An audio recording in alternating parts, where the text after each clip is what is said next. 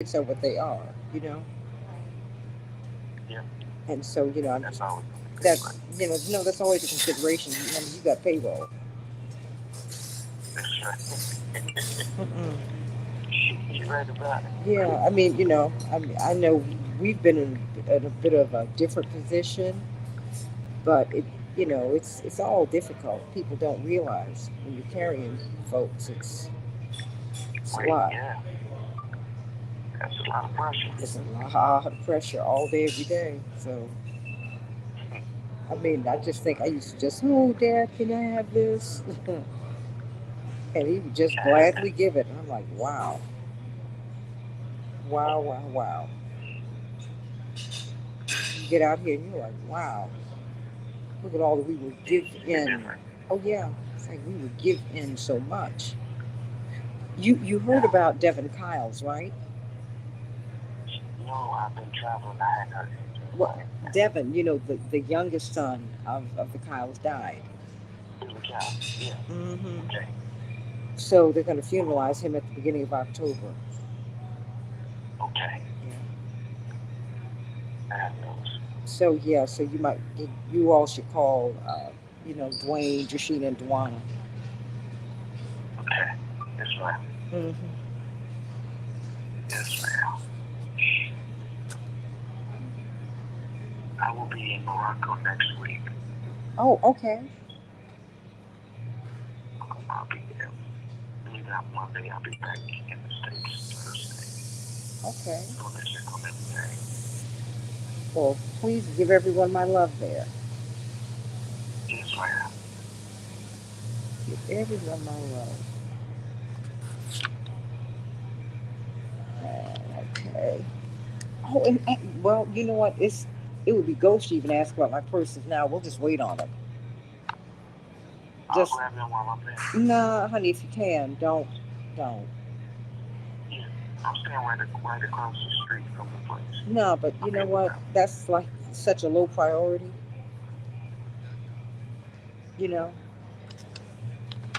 it's Yes, just ma'am. it's a low priority. Go over there and give them our love first.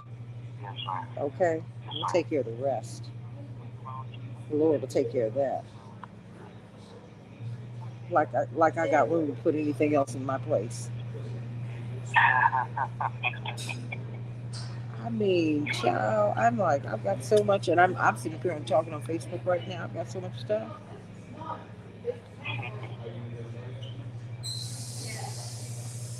So, so hold on. I'm gonna move this down. I'm gonna move my. Just stay there. I'm gonna move my stuff down.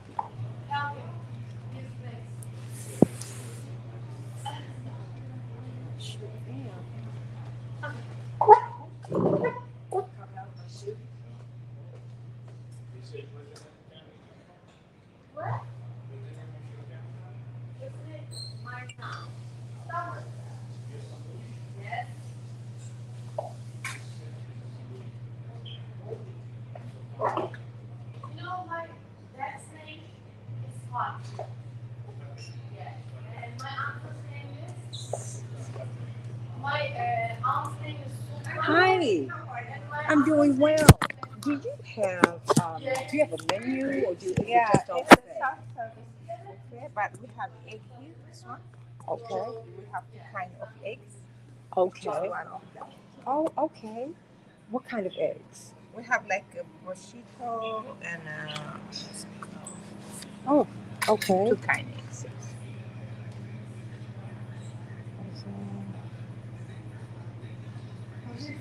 Let me think about that. Okay. Okay, thank you. You're And what is your welcome. name? My name is Mira, and we Mira? have sausage. Yeah. Okay, thank you. I'm going to sit right over there. Okay. Hello, everybody. I am in Washington at the Congressional Black Caucus when I came in. Uh, it's a nice little background right here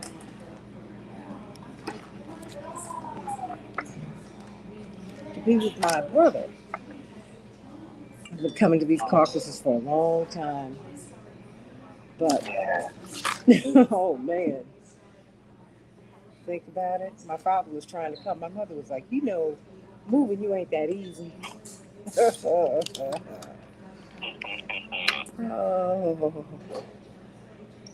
bless his heart. But I love you, Stephen, Love you too. even though you're trying to be Moroccan. So you can go and blend someplace else in the world. Oh, boy.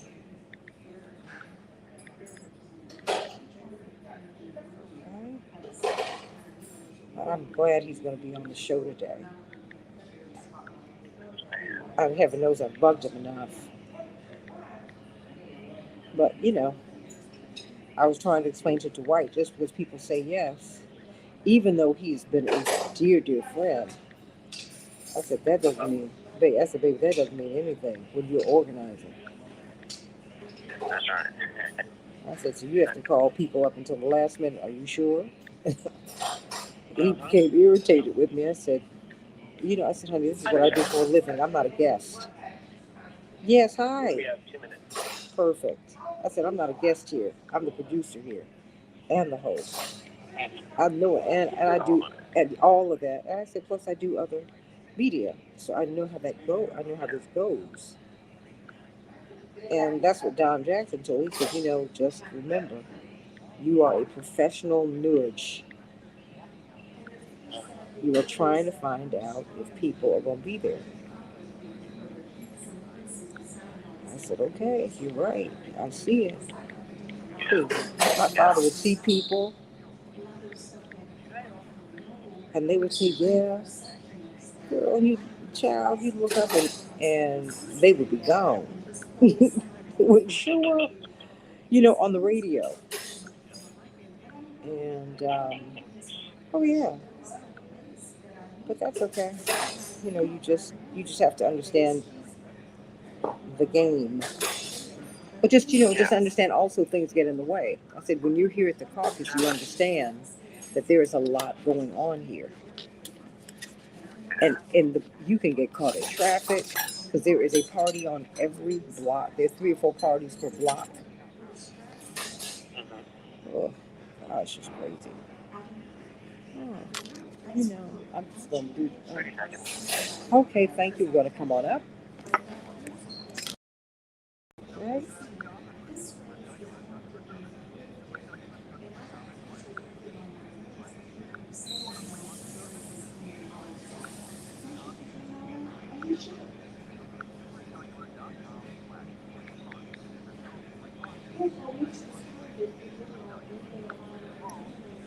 Okay. And I. Thank you so much. All right, Henry, you can hear me loud and clear, yes? Yes, I can. Okay, perfect. That's great. Here we are. Did you see me on YouTube?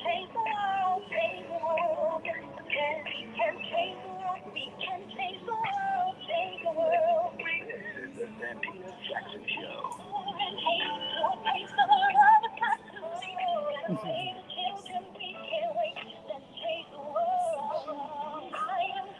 Hey, everybody. Welcome, welcome, welcome to the Santita Jackson Show. It is Friday, September 22nd, 2023. We get a little bit of feedback. Let's work that out.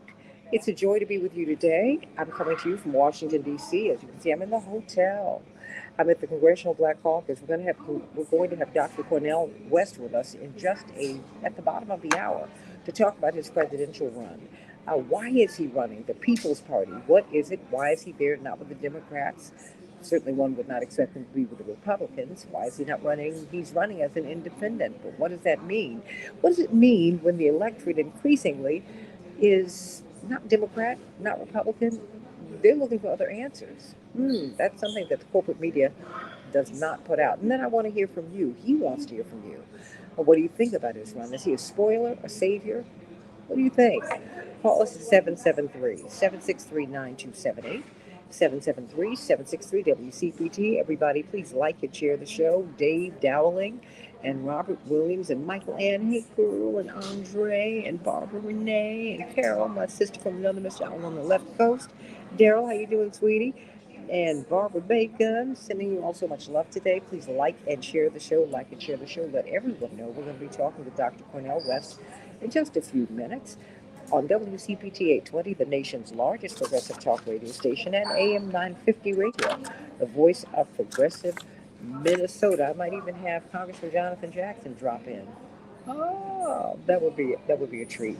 But it's a joy to be with you today as we really take apart the campaign. It's not about who, it's about you. Okay? Who is going to do what for you? Please don't fall in love with a candidate. Have them fall in line with you. Yeah, that's what I'm saying. So let's get to some of these headlines on the Santita Jackson Show. Speaking of being in Washington, the House Republicans are headed home for the weekend without a deal to avert a shutdown. Plans to secure the funding deal fell apart yesterday with new unexpected Republican holdouts contributing to the chaos at the Capitol. House Speaker Kevin McCarthy may need to rely on Democrats to pass legislation. What will that mean for the future of his speakership? We will find out. If so, far right Republicans have said they'll move to oust him from leadership. That was the deal he cut when he became the speaker. President Biden announced new military aid for Ukraine yesterday. Ukraine will receive $325 million in air defense systems and munitions, anti drone machine guns, and other weaponry from Pentagon stockpiles.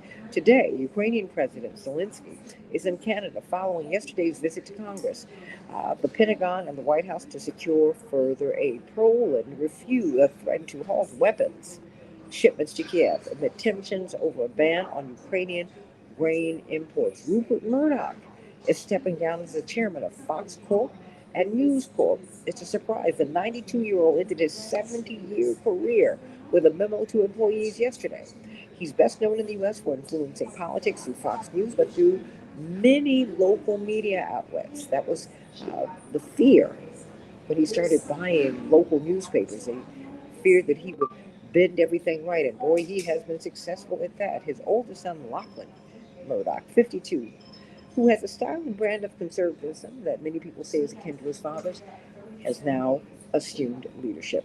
Potentially destructive salt water is climbing into the Mississippi River. Agriculture, infrastructure, and drinking water supplies as far inland as New Orleans are affected.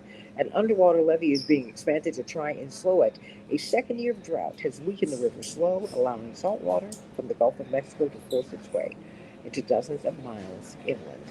And those are some of the headlines, everybody, as China is sweeping up human DNA data from all across the world. In Chicago, 77 degrees will be the high, partly cloudy. Minneapolis, St. Paul, 75 degrees cloudy. And the NFL, 49ers, 30, and the New York Giants, 12.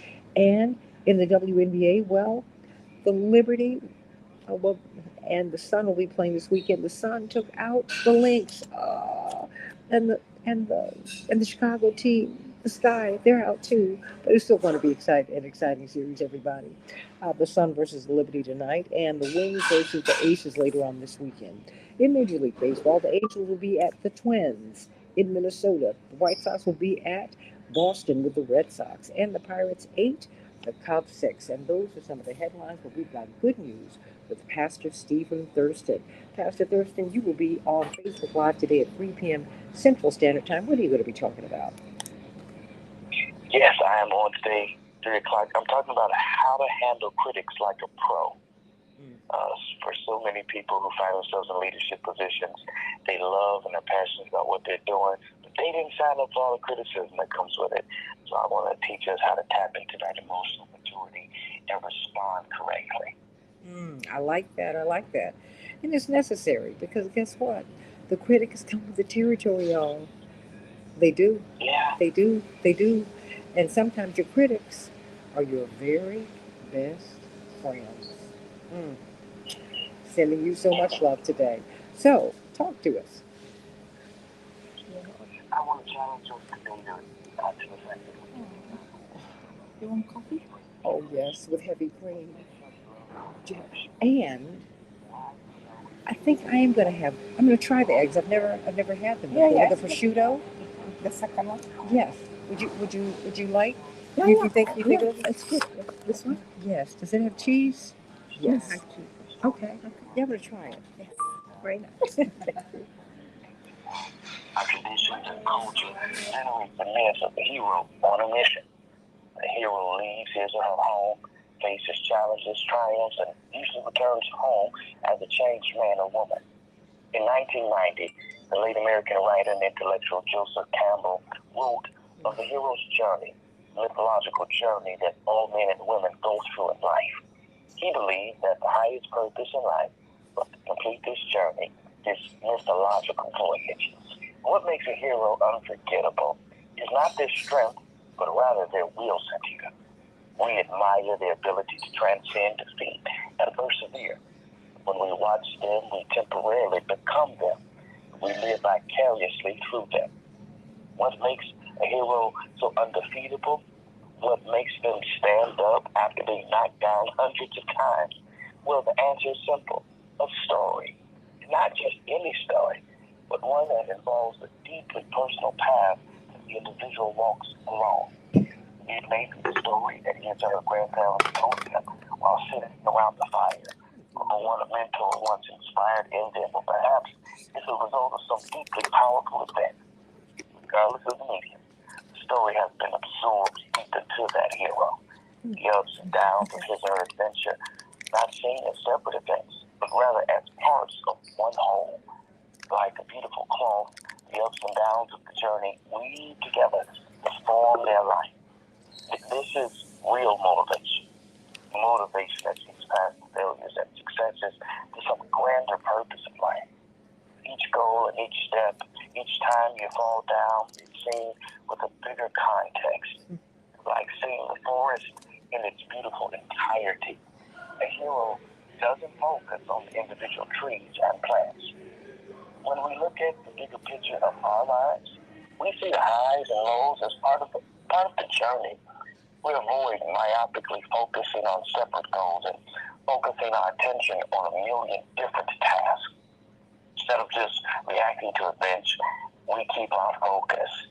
And to be honest, I have struggled at times in my life looking for real motivation. I'm talking about that motivation that lasts.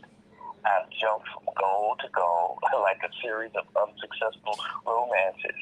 My goals have served me well, but my direction hasn't remained consistent. And it wasn't until I questioned what it was important for me that my story became more well-defined, I'll say it that way. I wanted to do too many things in life, and the reality is that I can't be the hero of my own story if I'm trying to do everything and do nothing at the same time. So here's what I decided to do. I defined it. And the first step in defining what is most important is focusing on what you want and cut out the rest in your life. So here's what I want you to do. I want you to get a pad at some point today and write out 25 well thought out things that you want in your life. Those are your goals and your dreams and your desires. Next step, I want you to narrow that list of 25 down to the top 5. You're saying, Stephen, why would I do that? Well, doing this will focus your attention in your life on the few things that you really want. It allows you to regain the purpose without feeling scattered, like you might currently feel. Deciding which 5 things are the most important to you and physically writing them down is going to act as an affirmation of your own values. Warren Buffett says that the secret to ruthless determination is to collect your focus and only invest into several traits. So don't despise having to write out the 25. The moral of the story is that you want motivation that transcends the individual goals and to-do list, one that unites them all together in a greater purpose. So if that's going to happen, you got to define your story. Now listen, you're already a hero. Just in case nobody tells you today, yes, you're a hero. You just need to create the story and live it. So here's what you're going to do. Again, write that 25 and then focus in on those 5. That's going to leave you with 2 lists. Here's what the 2 lists are going to do. It's going to give you one list of things where you're going to focus your energy. That's the 5. And it's going to give you another list of things you need to avoid right now. That's 20. Second, you're going to embark on the journey. Don't start tomorrow. Start today. Like right now, while you're listening to me, go ahead, get a piece of paper and a pen nearby, grab it. Start writing as you're listening to me. There's no perfect time to start, so get that out of your mind. This is the first step in the journey. So let's take it together today. Number 3, I want you to battle some monsters. Happiness is a byproduct of meaningful experience. It cannot be directly pursued, and if it is, it's not going to last. Instead, challenge yourself to battle the monsters in your life, the hard stuff in your life. And as you go through it, know that failure is a part of the process. Fourth and finally, allow that hero to return home. The hero always returns home wiser and better. Think about all of your superheroes that you love. They always come back home wiser, better. I want you to reflect on your journey and share it with others, because nothing in life is as worthwhile as sharing with others. We increasingly look outside for motivation. We love quotes and uplifting speeches, but rarely do we turn our attention inward and see that true motivation lies in our own story. So define what you truly want in life and reclaim your motivation today. You're going to leave here today and you're going to be a hero because you've got a defined story. That's my time. Thank you for yours. I love you and I appreciate that. I started thinking about my parents, who are among my heroes, but they're my first heroes. I think of how they just took this faith journey with each other 62 years ago, Stephen. Yes. Where they had none, well, they had God and they had each other. And they were willing to ride on that. You know, that was the plan. My mother's the one who told my father, no, I know you got this full Rockefeller Foundation grant at the University of Chicago, but working with Dr. King, no, that's the bigger deal. So she has always been willing to go past the material. And so is he, but she supported that. That's where, you need someone, a ride or die in your life, who's going to support you with that. And I thank you. And I've got this beautiful woman who is serving me this morning. Where are you from, my sister? I'm from East Africa. Where in East Africa? Eritrea. I know Eritrea. I've been to Africa many times. Get out of Oh, here. really? Yes, that was my first overseas trip when I went to Ghana. But I've been going to Africa Oh, all where of do my you live life. now? I live in Chicago, but I'm on the air on the radio, and I just wanted you to say hello to everybody. Hello. Hi. Where do you work? WCPT, just get right here a hot second. But you know what? Hey, but see, that's right. I'm staying here at the AC Hotel. We're having a great time, and I saw you, and I just couldn't let your beautiful, you and all of your beauty walk by and not say hello and acknowledge you. And thank you, because she recommended these fabulous eggs to me, which I'm going to eat during the break. Enjoy. Thank you. I love you, Pastor Thurston. And thank you for that, because we have heroes with us every day. And you there, as what did Mariah Carey write? There's a hero in you. You know, when you get knocked down, that ain't the problem. It's when my father always said, getting knocked down, that's going to happen. It's when you don't get up. That's the sin. Ooh, that's the sin. Thank you for that. Thank you for that. I'm going to try and make it to that 25. I'm going to work on that. Just work with me. I love you. We got Dr. Knighton with us today. I love you, love you, love you. Dr. Knighton, how you doing today, my hero? I'm doing pretty good, Santita. How are you? Your ears must be burning. I've been talking about you. Have you? Absolutely, your magnificent story. I've met several people who are in the health space over the past couple of days, and I want them to know who you are, and I'm going to be passing your information along, because I just think it's important. When we know, we can grow. And then there's just someone else that they know, they didn't even know that you were out here, that your profession existed, that you are who you are, where you are. So yeah, your ears must be tickled. That's right, tickled pink, because there's all love. We've got Dr. Cornell West coming up talking to us about his vision for America, and I'm excited about that, and I know you're going to hang out and listen to that. But that having been said, what's going on? I know you can't wait. Tell your people to cut me off this morning. Because I want to listen. But they say I need slots, and so they hang up on me sometimes. So tell them this morning I don't want to listen in, even if I don't say anything. Because I I'm curious. You've been bringing up a good point, and that's the fact that no, it's not about necessarily agreeing, but it's about being able to hear people out. And so, in full honesty, I've not heard his platform. I've not heard, some of the more, I was about to say, just the principles of what it is that he's running on. So I'll be curious to just listen in. And so, yeah, I commend you and think that it's great that just to even be able to have that dialogue, which is very, that's a part of democracy, that's a part of, rights. And I just think that it's great. So I'm looking forward to that. But it's interesting to say what I want to talk about. It really is related, but it ain't related. Meaning, so Nipah virus is a real thing right now, and it's not necessarily in the United States, but it is in India right now. And if you can imagine a country or different aspects having to shut down because of the threat, meaning that the last time that they had it, it had a 21 out of 23 fatality rate. It's something that, has been challenged over there because it has like a fruit bat to person transmission, then a person to person transmission. And so it's just that reminder that when we are thinking about something such as Nipah virus, which is, it can cause encephalitis of the brain. We're talking about something that has, deadly symptoms. It's also reminding us that we're still just a plane ride away from being exposed to some of these illnesses.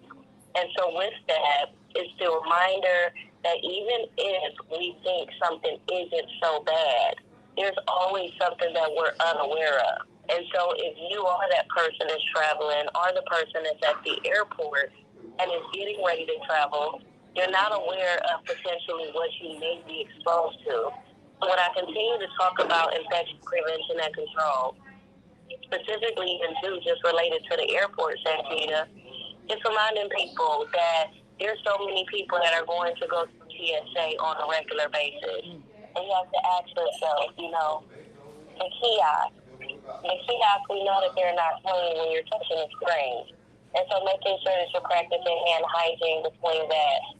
That the actual cars that are touched, there's thousands and thousands of IVs and so many other things that are exchanged between Transportation Security Administration and yourself.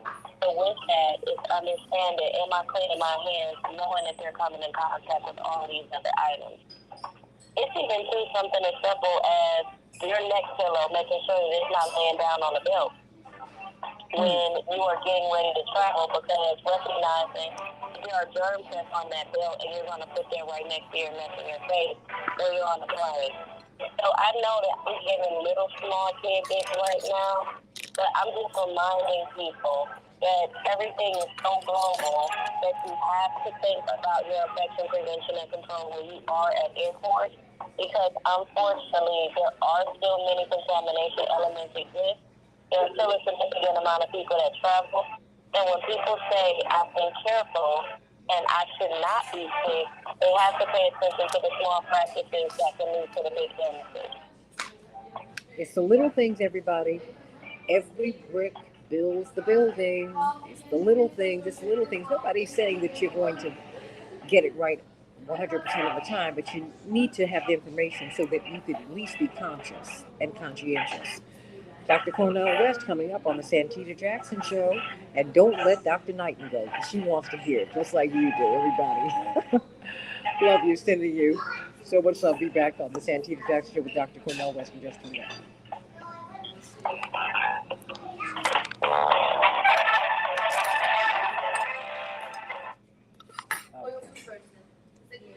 Ooh, Dr. Knighton, I'm starting on my breakfast. That's awesome, as you should. I'm so happy you're taking care of yourself. I am. I am. I said I'm gonna do the show from the from where? From the restaurant in the hotel, and I'll have breakfast.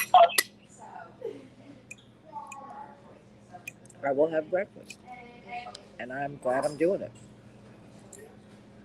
Because I think it's so bad.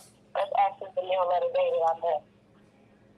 I know, and and the thing is, it's the meal. When I just have the proteins and the fruits, my stomach does not quarrel with any of that. I mean, it's just it's like, oh, this is the meal that's least likely to affect me in a negative way. So, but I'm gonna everybody, we're gonna put you on mute so that everyone can hear Dr. West, and then you can react after. I hope that you'll stay because Dr. V will be here, Dwight McKee and C.K. Hoffler, and as will Dr. David Gibbs. Oh, those are the experts right here. Listen, I'm just chiming in. Not chiming in. I'm listening today. Listening. No, you have questions. I mean, because you're a human being, you're a citizen, so you're an expert. No, absolutely. And I understand that aspect of it. I think one of the most important things that I can tell you I've gained is that notion of you don't know what you don't know.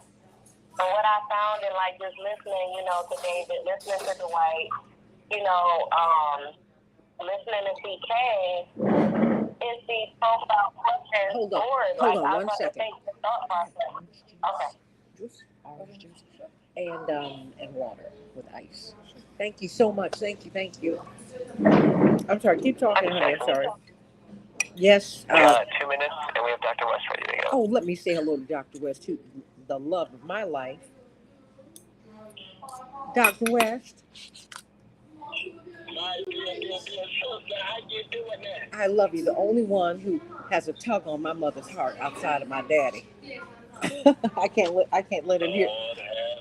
I can't let him hear you say that. You'll lift him out of that wheelchair, and make him mad.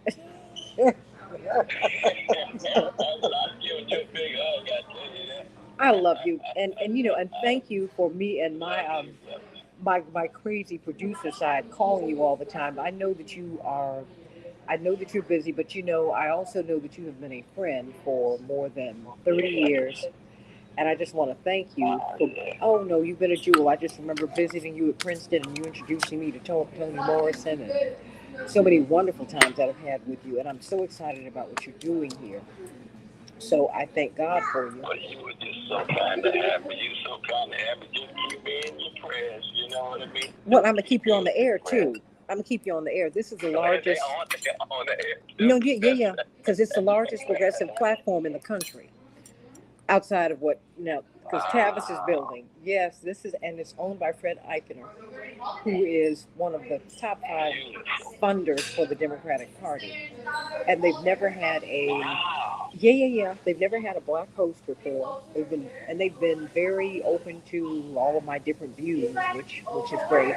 But I want people to hear you. As you're running, I want people to hear you. No. No. You can come anytime. All the time. Lord, thank you. I love you.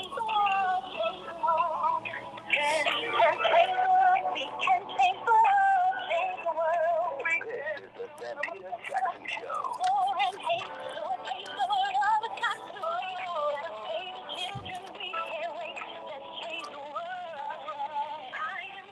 Hey everybody, the Santita Jackson Show, WCPT 820, the nation's largest progressive talk radio station, and AM 950 radio, the voice of progressive Minnesota. I am just in awe of the person I'm about to introduce to you. I've met some of the most outstanding figures in history.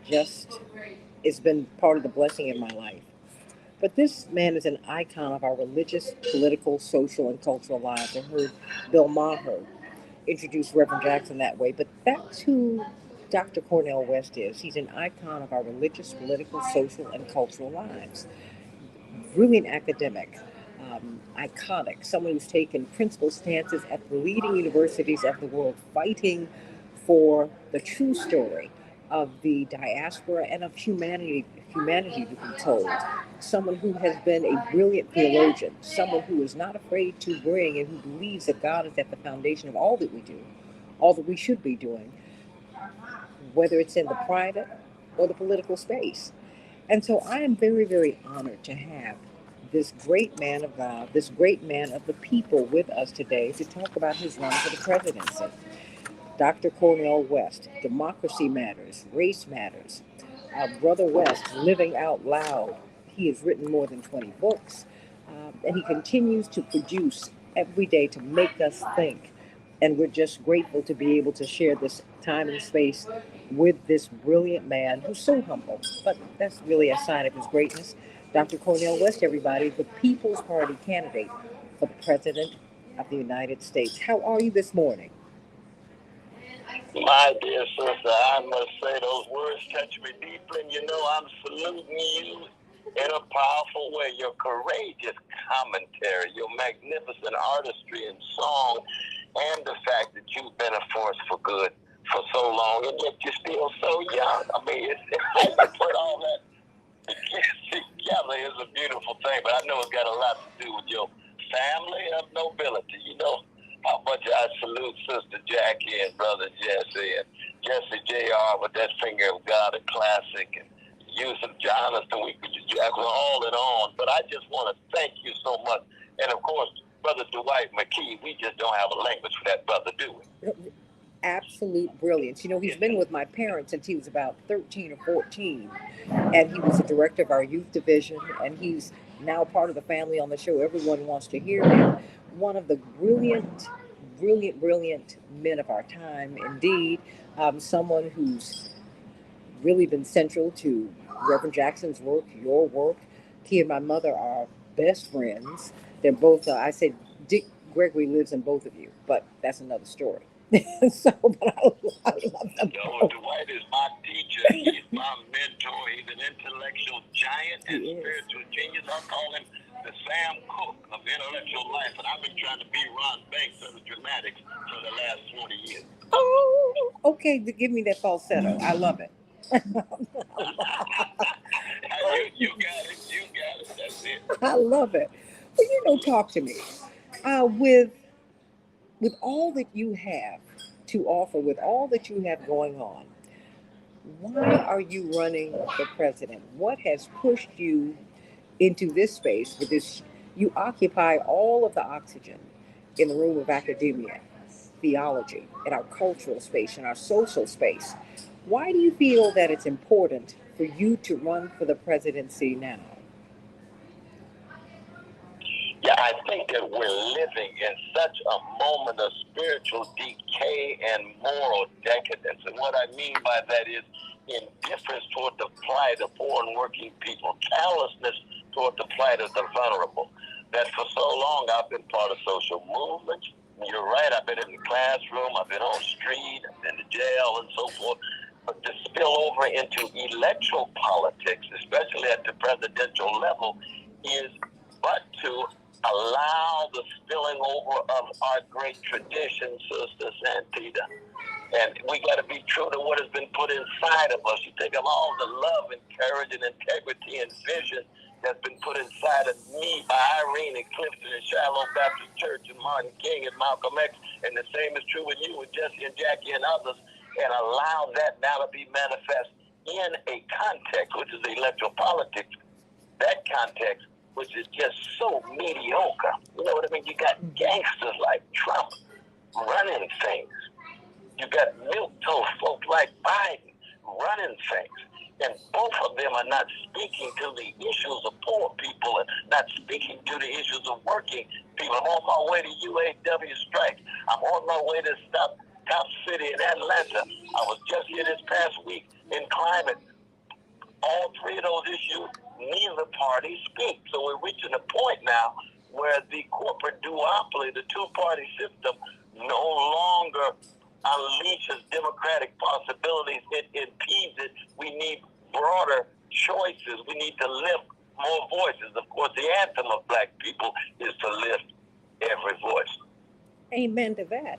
How do you do that as you're hearing this chorus, particularly with the Democrats telling you blue no matter who, we've got to have Biden and we need to be afraid of Trump? I said, well, fear is not of God. We shouldn't be fearful of Trump. We should be aware not just of him, but of neoliberalism as well. So, black faces in high places, we've had all of that. What, how do you help people and American people who are now more willing to look at third parties, who are now more willing to go past Democrats and Republicans? How do you convince them to do that, to vote their hopes and not their fears, Dr. West? Well, we've got to get beyond TINA, TINA, which is there is no alternative. Black folk, poor folk, working folk have been told over and over again, there is no alternative. When Frederick Douglass was involved in politics in the 1850s, he had to choose between two slaveholders. He got Henry Clay on the one hand, he got Pierce on the other. He said, no, you founded the Liberty Party. And that eventually became the Republican Party that ended up headed by Lincoln, and then they finally break the back of one of the most barbaric systems of slavery when 200,000 black soldiers joined the Union Army. So we can't allow for this notion there is no alternative. We've got to be able to generate alternative vision, alternative institutions, alternative infrastructures, alternative imaginations. And of course, we come from a people, oh, what a great people who've been traumatized and produce all these alternative wounded healing, been terrorized and produce all these alternative freedom fighters, been hated for so long, and we produce all of these alternative love warriors. That's our tradition. So it's really just a spilling over. Let's be true to a love supreme. Let's be true to a caravan of love of the Isley Brothers. Let's be true to the love train of the OJs. Those are not just songs. Justice is what love looks like in public. When we look at what's happening in mass incarceration, you look at what's happening in the hoods, you look at what's happening in the military adventurism around the world. They look at America and they say, is this the best that you all can do? Same is true at home. Well, I listen to these economists talking about how magnificent our economy is. And this is both parties. This is the best that it gets. The best that it gets. I'm sitting here right now, my dear sister, on 110th Street in Harlem. When I walk out, I'm stepping over some of my precious brothers and sisters who are homeless. Mm-hmm. What are we talking about? This is the best that it gets, and 63% of our fellow citizens living paycheck to paycheck.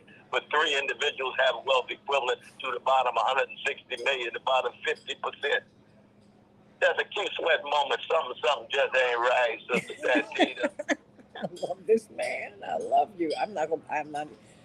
It's not just my. It's not a bias. One of the things that I love about you is that you are saying the things that we talk about in private. You're saying the quiet part out loud, but then again, you've always talked about living out loud. I mean, because and some people call you a spoiler though, because you're talking about their issues. What, I mean, spoiler. I said spoiler. No, savior. Talk to me, and you might resist. You might resist that, uh, but the fact is, it's you're saving our voices. I mean, what is missing from the discussion today with the Republicans and particularly with the Democrats? I mean, what about the Ukraine war? Let's just start there. They just got $325 million more dollars yesterday. 325 million more. Oh Lord, isn't that something? We can't get money to deal with the abolition of poverty, the abolition of homelessness, the supporting of living wages for workers who've been dealing with wage stagnation and the CEO compensation breaking records, and yet we can still send money to wars. Look at what happened in Iraq. 500,000 dead, not a mumbling word said, and yet trillions of dollars spent. Look at Afghanistan, how warped, as Brother Martin used to say, how warped our priorities really are. And we just need voices. I'm not the only one, but I'm going to raise my voice, and I'm going to go down swinging like Muhammad Ali and Ella Fitzgerald. It don't mean a thing if it ain't got that swing. We got to keep swinging. We got to keep fighting. We got to tell the truth. The condition of truth is to allow suffering to speak. So when you look at Ukraine, what's going on? Well, you got the precious Ukrainian brothers and sisters. I'm a Christian, so therefore every human being is made in the likeness of God. Every human being, no matter what color, gender, sexual orientation, national identity, they have the same significance. You got the suffering of the Ukrainians. But America promised Russia they would not move 1 inch in the 1990s. What happened?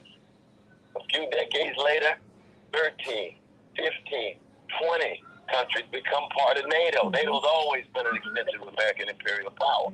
So now you've got these nations right on the border of Russia with missiles in Poland and Romania. And everybody knows if Russia had missiles in Mexico and Canada, America would blow them to smithereens overnight. We saw it in Cuba in 1962. I know you wasn't even born in 62, as young as you are. That's a beautiful thing. I was around. I remember that. We almost had a nuclear war.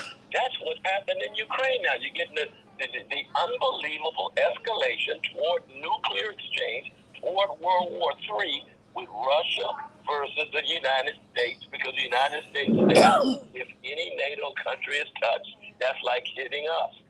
And that's how close things are. You got 21-kilometer border, 2,100 kilometers border of Ukraine and the United States and Russia.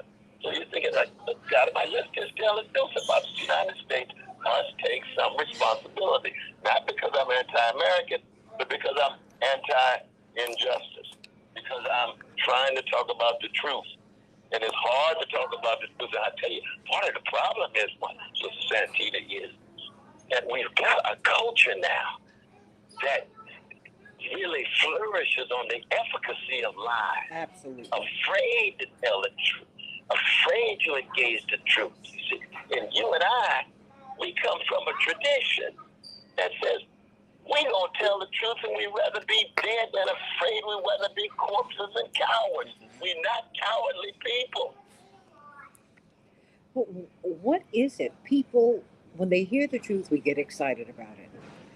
And yet, particularly now in an era of Dr. Westfield, we're censoring people. We were talking about Robert Kennedy and the fact that he's been requesting Secret Service protection. We all know the awful history of his family. And he was confronted by an armed gunman last weekend, at his rally, and disguised as U.S. Marshal, and still radio silence. People became very angry. Not all people, quite frankly. I think that now we have, in social media, we have a lot of trolling. But then too, we also have groupthink, where we're being controlled by fear.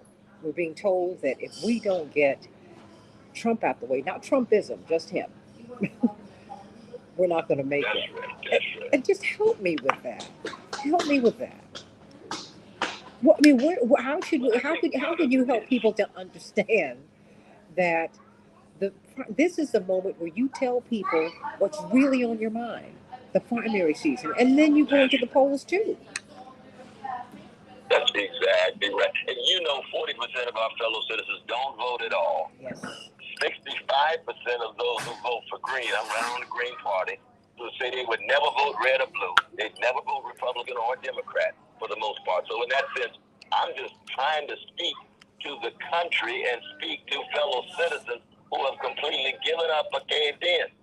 I'm trying to get them to re-engage and recognize that there is something in the history of this country that has produced some towering figures, be it a Martin King, a Harriet Tubman, be it a Ida B. Wells Barnett, or be it a Santita Jackson, or Dwight McKee, a Marshall Hatch, of New Mount Mission, or Father Slager of Savannah. That we have great traditions, and the question is trying to make them more visible. The only way people are shattered in their sleepwalking, the only way they're doing this reminds me in some ways of those early paragraphs of Walden by the great Henry David Thoreau, when he left Ralph Emerson's house and said, I'm going to provide an example to shatter the sleepwalking of my fellow citizens. That's how he begins that text. Well, we have a tradition that shatters the sleepwalking of people by our examples. We just happen to be much more collected, much more spiritual, much more stylish, and much more comic. We got a real sense of humor. You got to have a sense of humor. Thank God for Dick Gregory. Thank God for Richard Pryor. Thank God for Moms Mabley, because if you don't laugh, you snap. This is some absurd, sick, pathological stuff when you're dealing with these police shooting down on young folk like that, when you're dealing with 1% of the population having 90% of the wealth, when you're dealing with unbelievable degradation, no matter how high you go, you're still demeaned. Hey, that can make you bitter. but we refuse to drink from the cup of bitterness. That's not our tradition at all. No, no, no, no. We are blessed and bleeding. We are highly favored, and by being highly favored, it means we are more equipped. Coming out of Ephesians 6, we got our breastplate, we got our shield, we got our sword. For what? For the least of these, coming out of the 25th chapter of Matthew. That's our great tradition, my dear Santita, and you know it better than anybody else of your generation.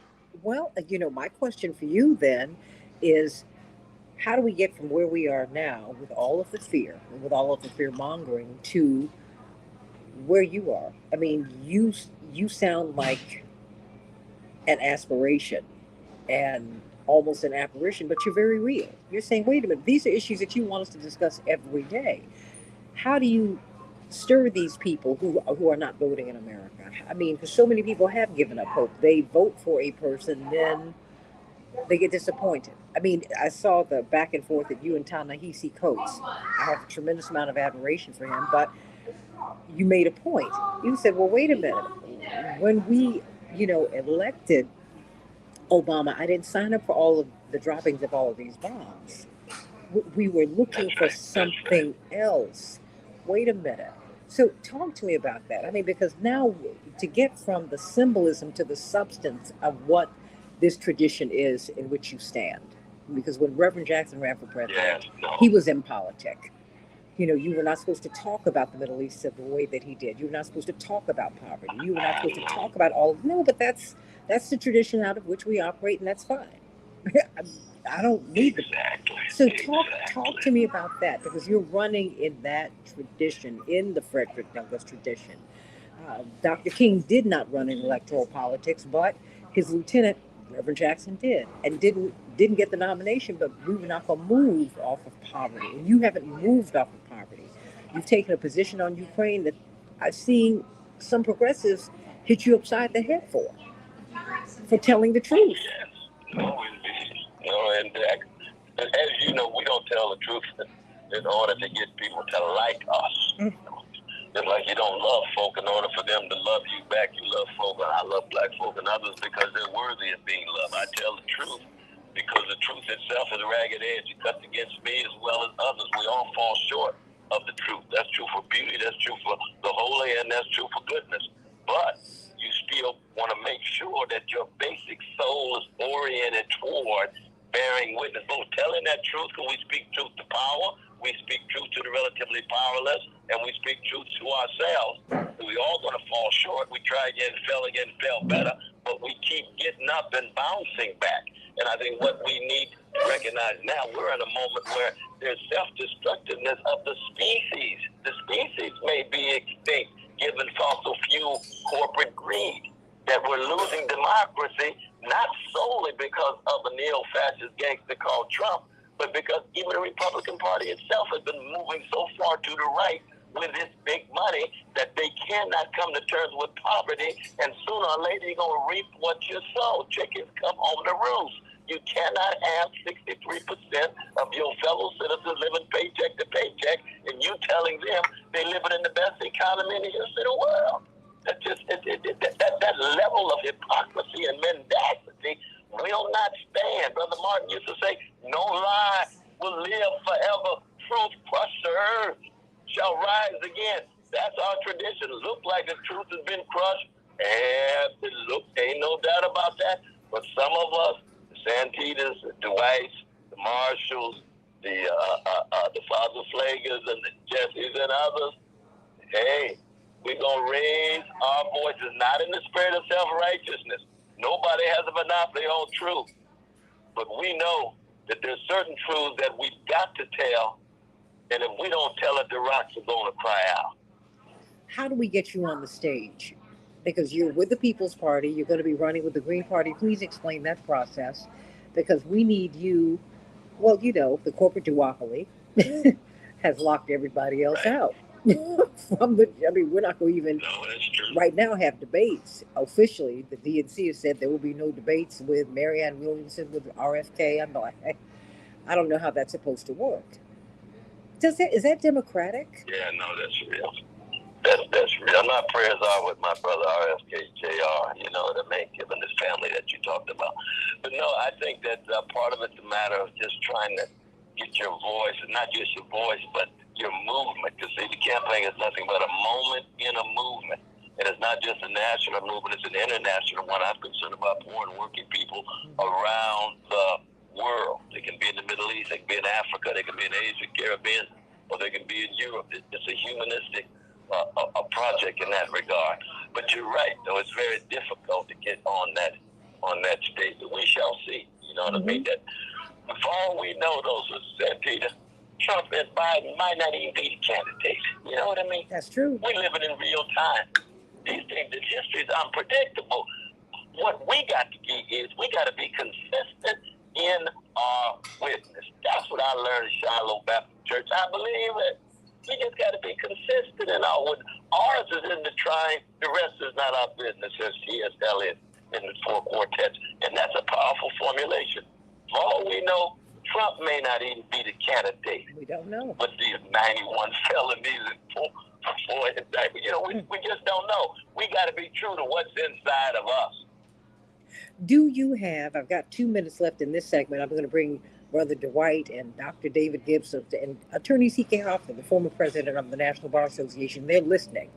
And Dr. Shanita Knighton, brilliant academic, she said, I just want to listen today. She is an infection preventionist in the healthcare space, but she loves you too. But I want to talk about voter registration. Because there's as Reverend Jackson said, there are rocks just lying around. People who are not voting, people who are unregistered. You've got kids who will hear you. You have people who hear you who will be turned on. How do we get them involved in the process so that they will vote when the time comes? Because after all, that's what we're looking for. Do you want to hold on a minute and speak to that? Do a voting process, a voter registration? Stand right there, because I tell you what, you know better than anyone, Dr. West, because indeed we've been together a long time. Reverend didn't bring, he didn't pull 2.5 million Democrats from the party. He brought them to the party. His voters he brought with him, and I think you can do that because you've got something that's got people turned on, and we need to talk about it. 773-763-9278. Yes, Dr. D is going to be up. He indeed has been helping Dr. West to think through this candidacy, think through this campaign, and really think through making the democracy work, making the republic strong. That's what this is about. You cannot make the republic strong. You can't preserve it. You can't make the democracy come alive if you're excluding people from the debate. All of this brilliance, he needs to be all over television all day. That's what we need.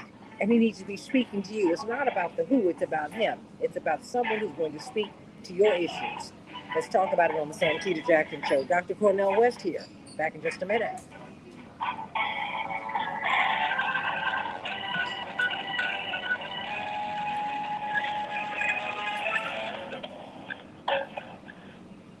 Dr. West, you are such a jewel. Oh, my mother wants me to send the air check immediately. Because she's up with, I have to send her the link to the show because she wants to hear it immediately. She's up with my father, and she sent me a text. I can't believe it. You can barely read it because she's put so much. It's a one run-on sentence. But she wants to send you her love this morning, and she cannot wait to see you. She said she wants to see you. I would love to see your precious. Well, I saw your mother on the YouTube when they shifted it to Brother Freddie Haynes. Yeah, but she wants to see you. She was sitting there in all of her splendor and beauty and dignity right there in the front of the church, Yes, but she wants to see you. She said, "I want to see him. I need to talk to him." So we've got to make that happen. But she's very anxious to have you come here and to be presented in the right way. That's what she wants to do. Oh no, I can't wait to get to Chicago. When I do get there, I'll see you, of course, with White and her and everybody else, because Chicago is my favorite city. It's just too cold. But you know what you do? Well, we want to plan it in it. We want to plan so we can get you know, Right. so if whoever you need to get us in touch with, we'll be working with Dwight, so that we want you to see people, and folks are gonna come out and see you anyway, Fantastic. you know. But that's Fantastic. that is Lord, Lord.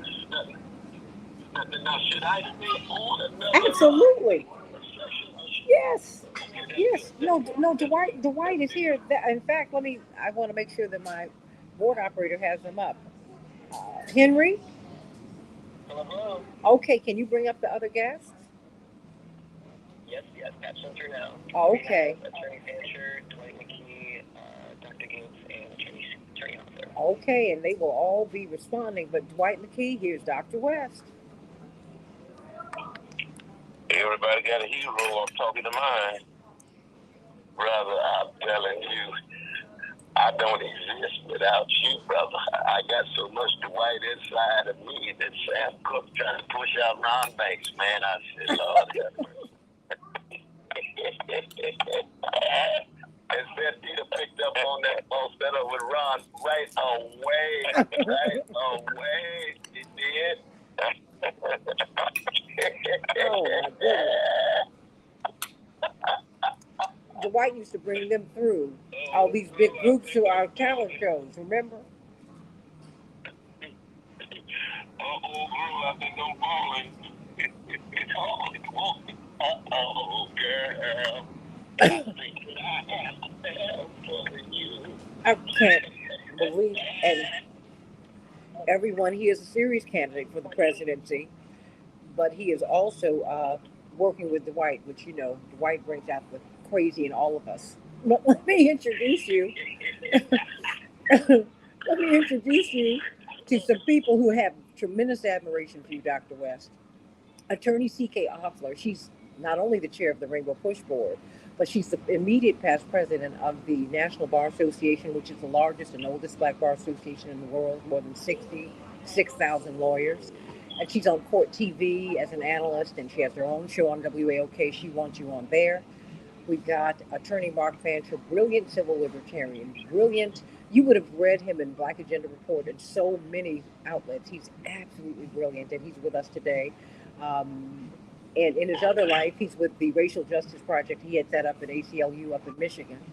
And then we got Dr. David Gibbs, brilliant historian from the University of Arizona. All of these persons absolutely love and admire you, and they wanted to encourage you today, but they also wanted to hear what you had to say and react to what you have to say. Absolutely. Well, I am humbled and I'm going to learn and listen. I can tell you that.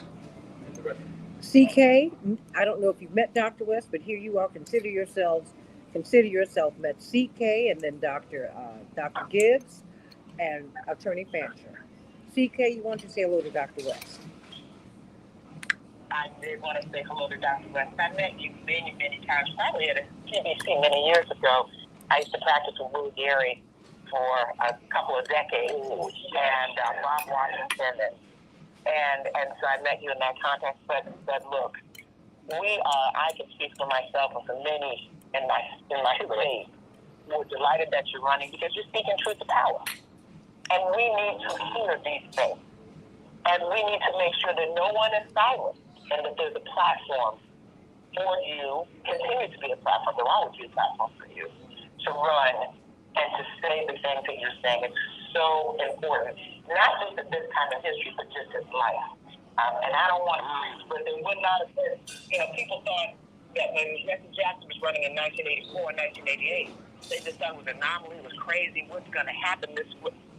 And he changed the fabric of not just the Democratic Party, but of politics in this country.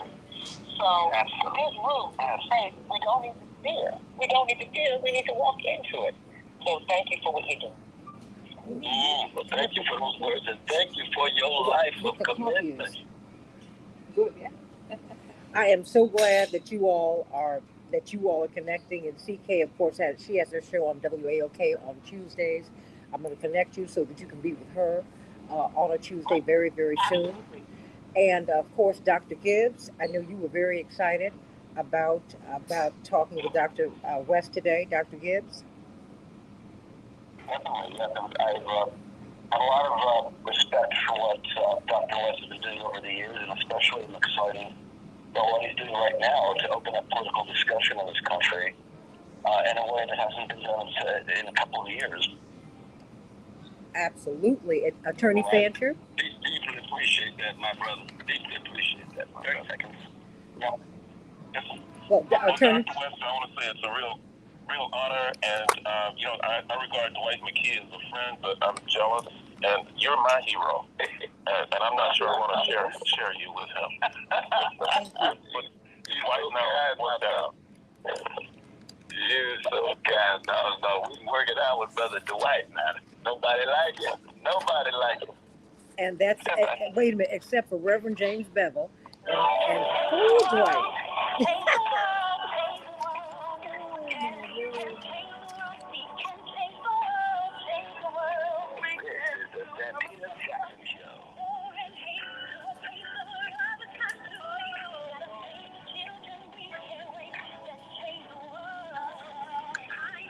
Hey everybody, welcome to the Santita Jackson Show. It's Friday, September 22nd. Talking with Dr. Cornel West about his candidacy for the presidency. We're so excited that he is with us today, and we're going to abbreviate these headlines so we can get right back to him. As the panel has expanded, they want to talk to him about his candidacy, and we want to hear from you. I think Dr. Knighton is still there too, listening, as so many of you are. Call us at 773-763-9278 on the nation's largest progressive talk radio station, WCPT and AM 950 Radio, the voice of progressive Minnesota. Let's get to some of these headlines on the Santita Jackson Show, everybody. House Republicans headed home for the weekend without a deal to avert a shutdown. And President Biden announced new military aid to Ukraine yesterday, $325 million more dollars. Rupert Murdoch is stepping down as the chairman of Fox Corp and News Corp. His son Lachlan will be taking over. Potentially destructive salt water is climbing into the Mississippi River, impacting Mississippi, New Orleans, and on and on and on. We've got to get our infrastructure together, everybody. In Chicago, we're going to have a high of 77 degrees, partly cloudy. Minneapolis, St. Paul, 75 degrees and cloudy. In the NFL, the 49ers 30, the New York Giants 12. In the WNBA, they are in the midst of their playoffs. The Sun will be facing off against the Liberty, and the Wings will be facing off the Aces. Against the Aces later on this weekend in Major League Baseball, the Pirates 8, the Cubs 6. The Angels will be meeting the Twins today, and the White Sox will be meeting the Red Sox.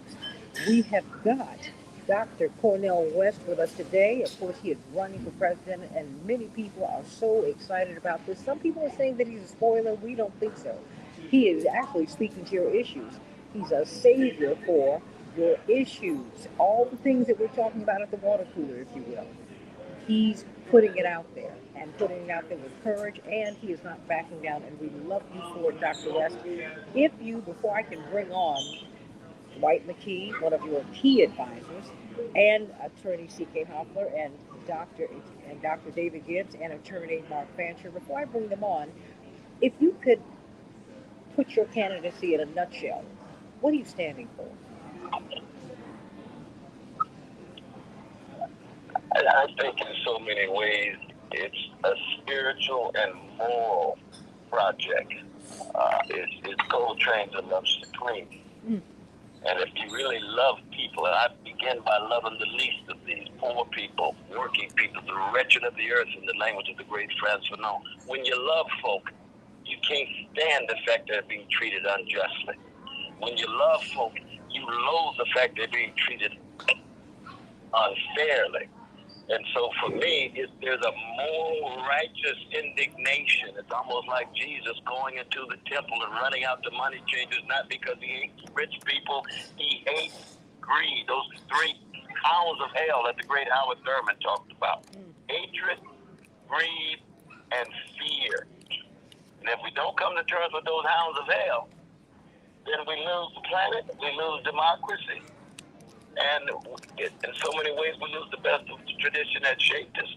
So in that sense, it really comes down to love supreme. It's a Coltranean project.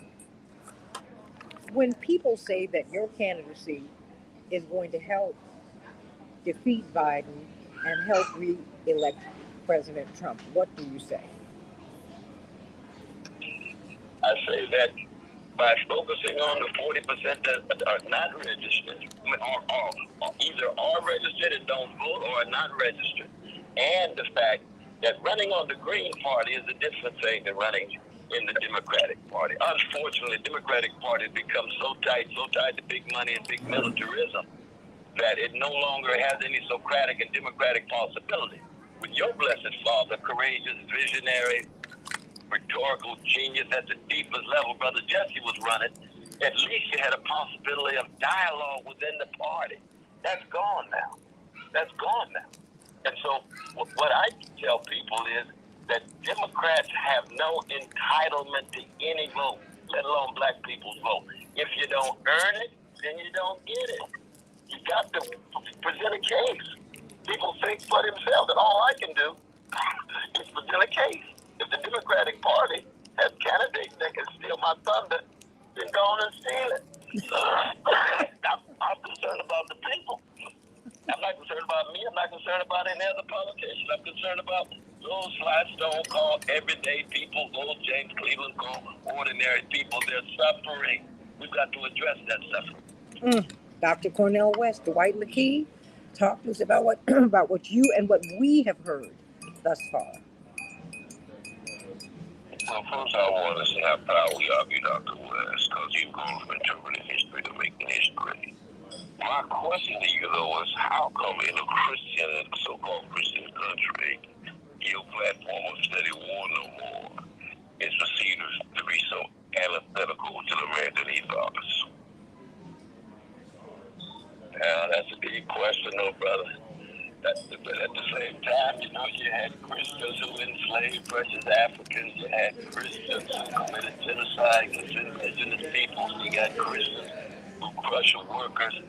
That we Christians have an ugly record in terms of treating our fellow human beings as if they're less than human. I thank God there's a prophetic tradition within Christianity. That's the one I'm talking about.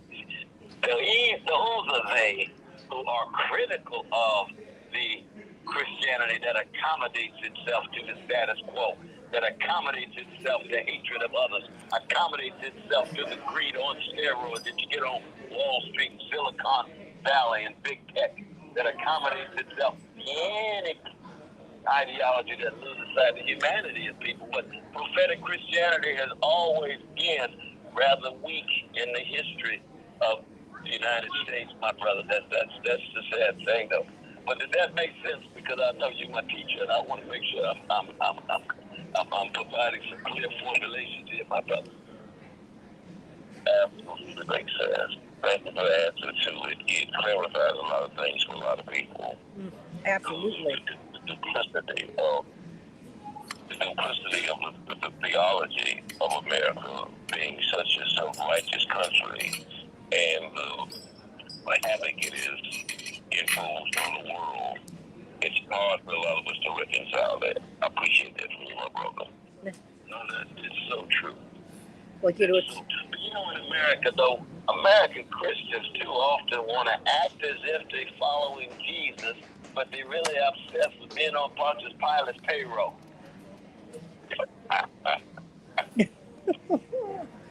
Well, what did Reverend Jackson say? You can't ride to freedom on Pharaoh's chariot, and we want corporate sponsorship to get to where we want to go. That's real. That's real. That's real. Dr. Gibbs, your thoughts? Well, particularly, I noticed about your campaign, website is that the very first thing you discuss is the issue of militarism and the military-industrial complex, and how basically both parties have been very committed to this issue, and you are going to challenge that interest group, and particularly with regard to the Ukraine war, which for many people is an untouchable issue, something they will not touch. But it is noteworthy that you basically are making it one of your central issues. The fact that you just had, for example, $24 billion requested additionally for Ukraine. And that's $24 billion will not go to domestic programs, will not go to education, will not go to health care. And, you're the only major candidate so far that is raising this issue. And so I think that's a very interesting perspective you're taking, one that goes very diametrically opposed to both parties and the mainstream media as well. Hmm. Attorney Mark Fancher. No, Oh, I'm sorry, Dr. West, please. You can respond to that. well, just quickly, because my brother hit the nail on the head, though. You see, when Brother Martin talked about militarism, materialism, racism, and poverty as our four pillars, if we don't address them, it's going to squeeze all of the democratic possibilities out of the country. And that militarism has to do with that 57 cents for every dollar going to the military-industrial complex and the unlimited resources that the military-industrial complex has, and yet austerity when it comes to social programs of Medicare, which ought to be for all, education, which ought to be free, housing, which ought to be high quality, and so forth. So you're absolutely right. We got to hit this militarism head on. Brother Martin used to say the bombs dropped in Vietnam land in ghettos, in barrios, and indigenous peoples, and poor whites. And what he meant was not just the monetary calculation, but also the spirit. You see, the Cop City is a militarization of an already militarized police department that has been zeroing in on chocolate sides of town to contain and suppress. So you see, when you militarize your whole sense of being in the world, it goes external outside the country and internal inside of the country, and you end up with militarized ways of life on your own streets. When you see the moral decay in the United States, would you tie it directly to that as Dr. King did? Oh, absolutely. Absolutely. And Brother Jesse hit it hard in 84 and 88. That's why we were with it. Mm. Attorney Mark Fancher, I know that you have many, many thoughts about this candidacy and about Dr. West. Yes, I do. And, from what I've observed, I think that many people have a problem understanding what Dr. West is doing because they regard him improperly as a politician. And a politician is someone who has decided that they want to make their career their source of income, holding electoral office. And that means that they must and will do anything that they have to do in order to preserve their own position, in order to preserve their own prospects for election. And what that results in is a group of people who I despise. And Mark Twain said about them that politicians and diapers must be changed often and for the same reason. And Dr. West is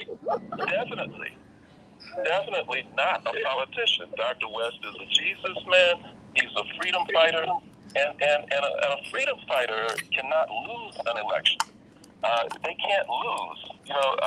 Reverend Jackson did not lose because the freedom fighters' objective is to raise the level of mass consciousness, to help people to regain a sense of humanity, to bring people together.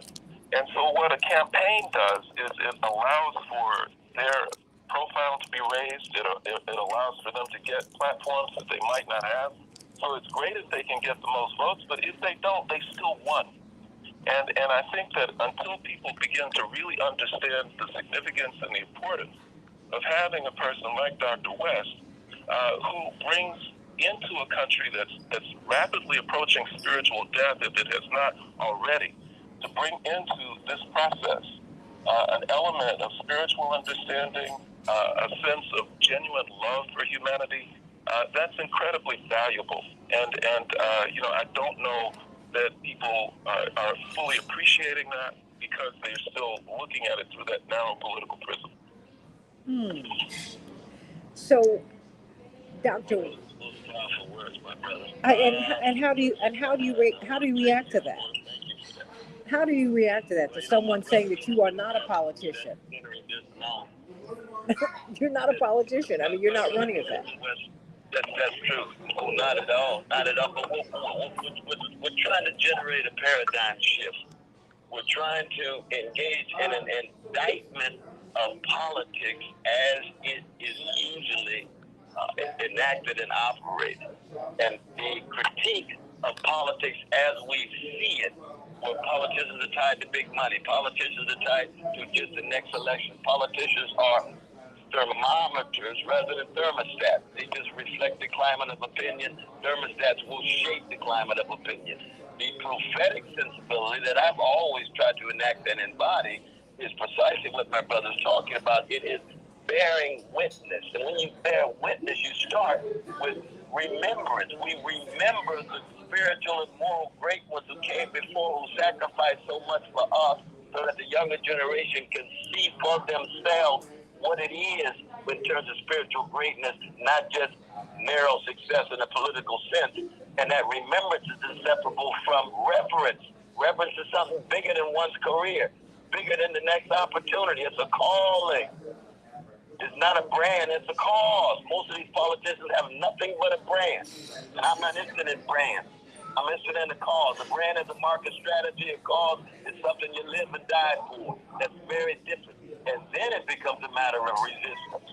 And you need the folk on the ground, organizing, mobilizing. So my brother, the way you put that is, for me, very, very, very powerful. I deeply appreciate it, though. And that's Mark Twain. I never heard that one before, I must say. Attorney C.K. Hoffler.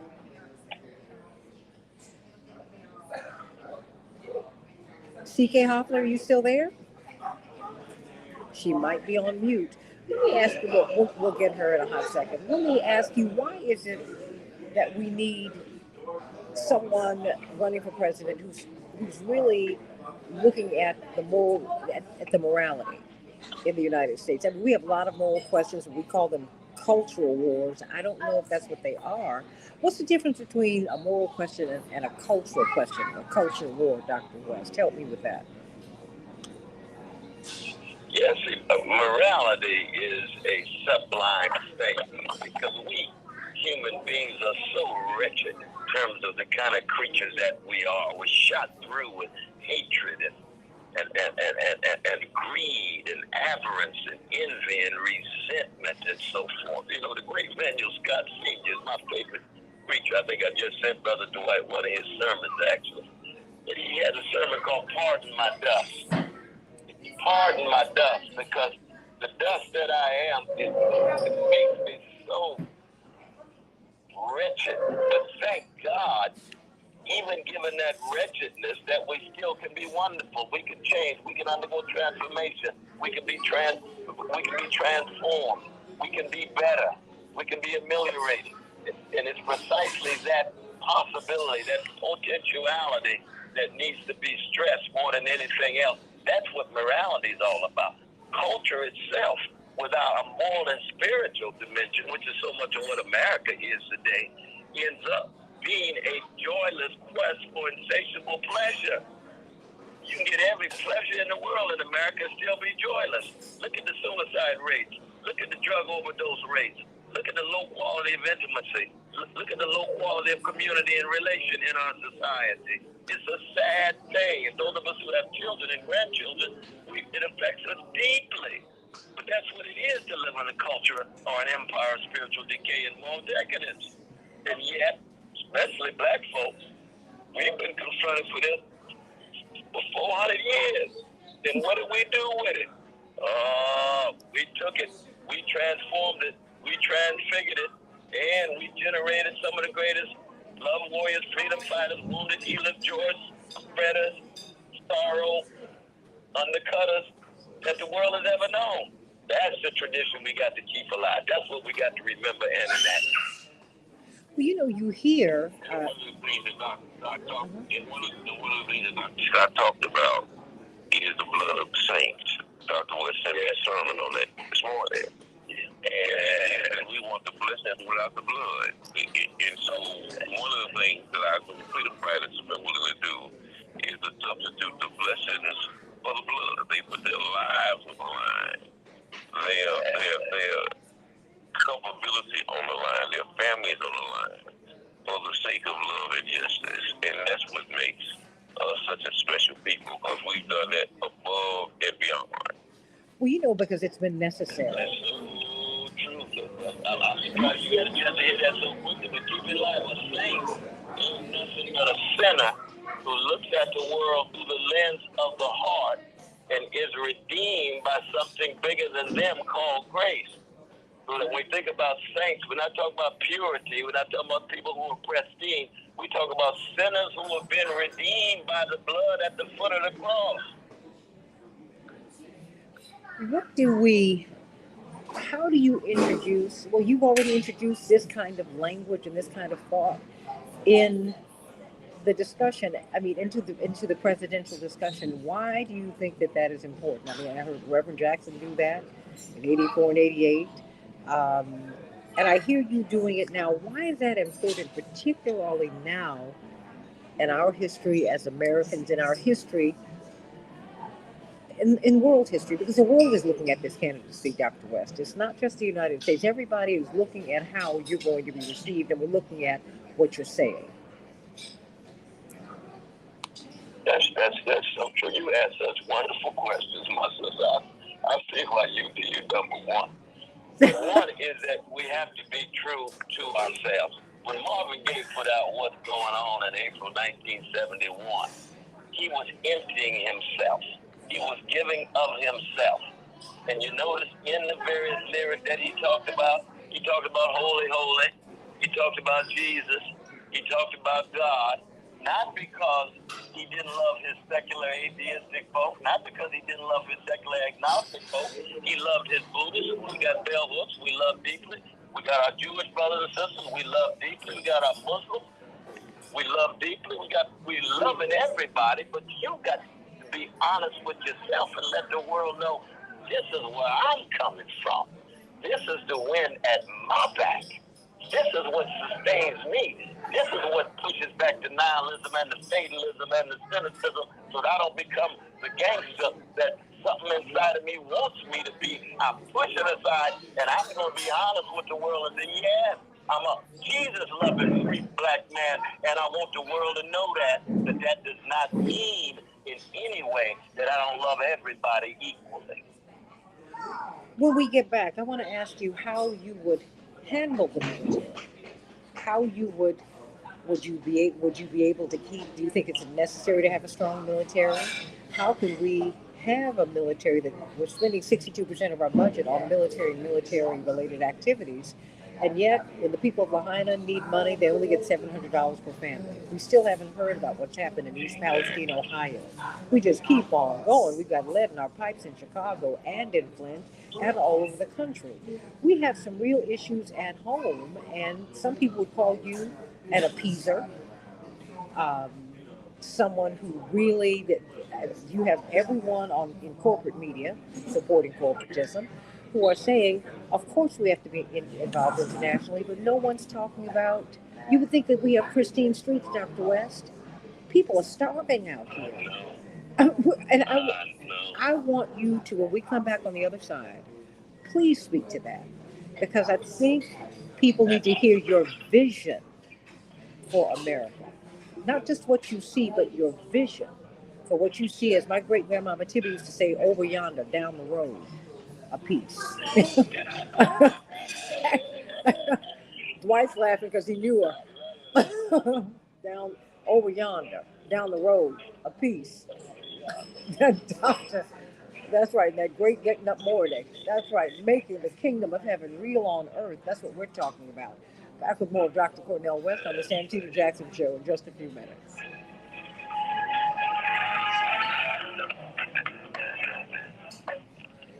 Dwight had to laugh because he knew my great grandmother Tibby real well. Over yonder, down there, a piece.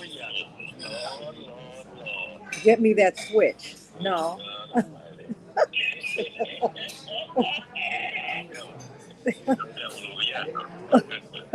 That's right. No, that switch isn't big enough.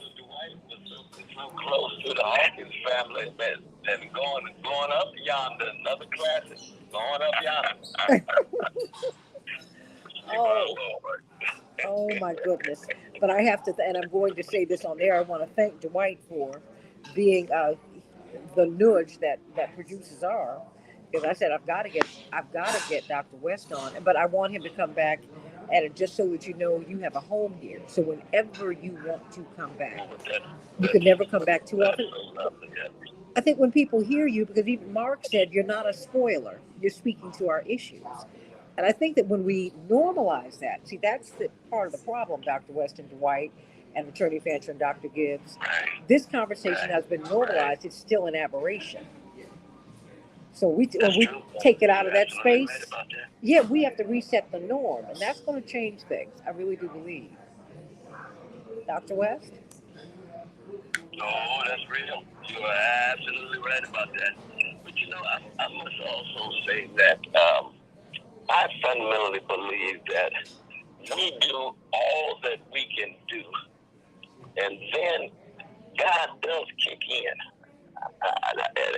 And people might think that that's naive, or people might think that that's fantasy, that's sheer fantasy. But I am a living witness that if we do all that we can do, that God can kick in and do things that help us do it, and do things we cannot conceive. And this is what I mean by living in real time, where history is unpredictable. We just don't know. You're right. I mean, Oh, Dr. we West? just don't know. Yeah, because everybody keeps saying what can't happen. I'm like, but it's in your hands. You're the one who votes. Yes. You're the one. That's exactly people. Dr. People West. making the choices. Oh, boy. Well, you know what? No one said it was going to be easy. Real. But that's the truth. Dwight, what say you?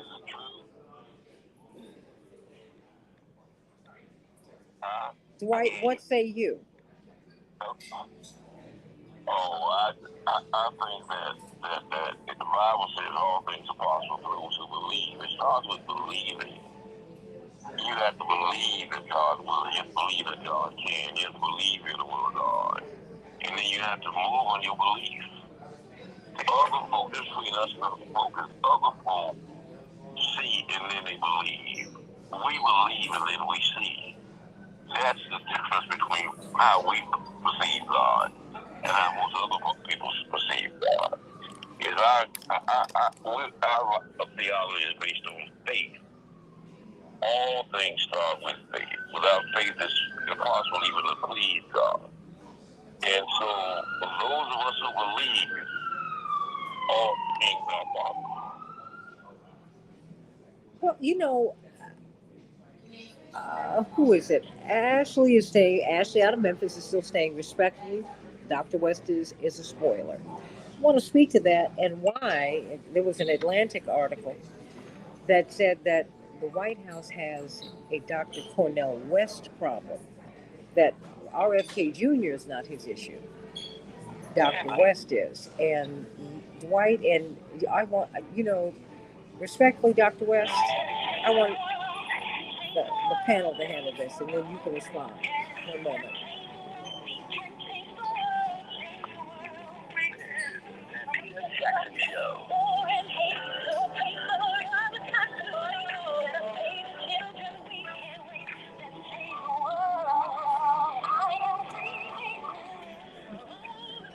The Santita Jackson Show, Dr. Cornell West. I'm going to throw this question out to the panel and then have Dr. West respond, and in this order: Dr. D, Dr. Dwight McKee, Dr. Gibbs, and Attorney Fancher. The Atlantic magazine has a very interesting piece on Dr. West. It says that the existential threat that Biden faces is not coming from Robert Kennedy.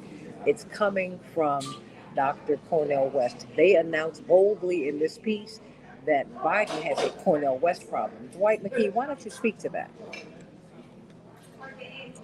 Well, Biden has a Biden problem. And the biggest threat to Biden is Biden. It is his policies that have people looking other places. And the absence of his commitment to the poor and the disinherited is what's creating problems for him. Dr. West is just giving people an alternative solution to the Biden reality of the problems that he has created for himself grows out of. The problem I have with all of the whole discussion is the belief that the Democrats have an inherent birthright, divine divine rights of kings kind of life, that for some reason, that by divine order, they have actually supposed to have the right to the presidency, and you have to vote for them just based on the fact that they tell you to, not based on the fact that they deliver anything in your behalf. That's the arrogance and the presumption. And I was saying the other day on the show, Santita, that it's not only Dr. West that they struggle with, it is anybody who comes with a contrary position, whether it's Dr. West, whether it's JFK, whether it's Bernie Sanders, because they believe that they have a divine right to power and the seat of power in this country, and that's a problem. Dr. Gibbs. Oh, no, Dr. West, please, go ahead. You all just let the conversation go where it goes. No, we can go to Brother Professor Gibbs. No, I agree with what Brother Dwight is talking about. That is just so true. It's not a Cornell West problem. It's the people are suffering. Your policies are not speaking to the people. 39% of black children in poverty, 24% of all children in poverty, 44% of people across the board are poverty or low income, and you're going to say that's a Cornell West problem? No, that's a Biden problem. That's a Democratic Party problem. Go right ahead, Brother Gibbs. Yeah, sure. There is no doubt the Democrats feel this entitlement, this entitlement syndrome almost, that need to attack anybody who challenges their entitlement to, win elections, essentially. What's ignored by this is the extent to which the Democratic Party, and Biden in particular, has been so, his career really intertwined with neoliberalism and militarism. And, I think want to come back to what I can see as kind of what's going to emerge, I think, as a central issue in this campaign, which is the fact that the war in Ukraine could easily have been avoided through diplomacy. It could have been prevented, and it could have been stopped early on. And the Biden administration kept on blocking diplomacy at every step, determined to expand NATO, no matter what happens. And, the result has been a catastrophe. It's been a particular catastrophe for the people of Ukraine, but it's been a catastrophe for the world and for also the American working class in terms of diverting resources, into war rather than to, productive activity. And the Biden administration bears tremendous responsibility for that disaster. And, it's reached a point that it's become intolerable. And, Dr. West is challenging that. And I suspect that's going to be one of the most bitterly opposed points in his election campaign, is going to be his opposition to militarism. I think that's going to be, that's going to elicit a lot of pushback. I'm sure it already has. And I think that's a big part of the objection to his campaign, is the fact that he's raising this taboo issue of militarism, and particularly with regard to the Ukraine war. So I think that's part of the issue is the democratic failures at a policy level, at both the domestic level and the foreign policy level. And so, Biden's problem is Biden. That's his problem. It's not Dr. West, it's Biden himself. Attorney Fancher? Oh, that's very real. That's very real. Yeah, I think if we're going to tell truth, we also have to be honest with ourselves. And we have to be honest about the fact that we don't have a democracy. What we've got one party that has two different names. And it is intended to preserve capitalism as a system and the power of the capitalists and their ability to engage in imperialism. And anybody who threatens that paradigm is going to be treated as someone who is a problem. And so that's certainly going to happen with this campaign. But I think that the problem for many of those who are citizens, voters, whatever it may be, is that they've been impacted by a cultural development in this country. So that the idea of separation of church and state, it has merit in many respects. But what it has done has also impacted the culture of the country to the extent that people have come to believe that when we begin to talk about matters of government, when we talk about participation in civic life, then we have to put our spirituality in some other place. That doesn't have a role in what we're doing. And so when we do that, then we become subject to the ways of the world. We do exactly what Jesus warned us against, which is becoming ensnared by the world, as opposed to being guided by the Spirit. And so what that means is that we begin to become, quote unquote, pragmatic. We believe that the paradigm that's been established by the Capitalist Party is the only one that is available to us, and that we have to play the game in a way that's going to give us some type of an advantage, which means that we can't think beyond the two-party system. We can't think beyond the idea of the conventional candidate. And what that does is it lures us even further and deeper into the trap of the system itself, and we're never able to break out of the oppressive forces that continue to cause so much misery for so many people. And when the capitalist media, which is designed to preserve this entire thing, looks at these situations and they reinforce these kinds of ideas. On the one hand, the capitalist media says, be pragmatic, don't allow a spoiler to come in and upset things.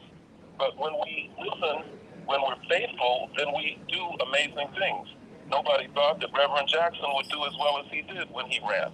But because of faith, because people believed in something bigger than the conventional paradigm, then something happened. And we don't know what will happen here, as was said earlier. We can move mountains if we have faith the size of a mustard seed.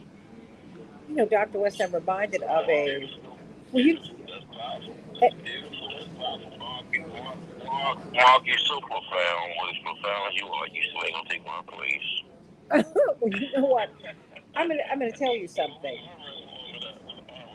But absolutely, absolutely.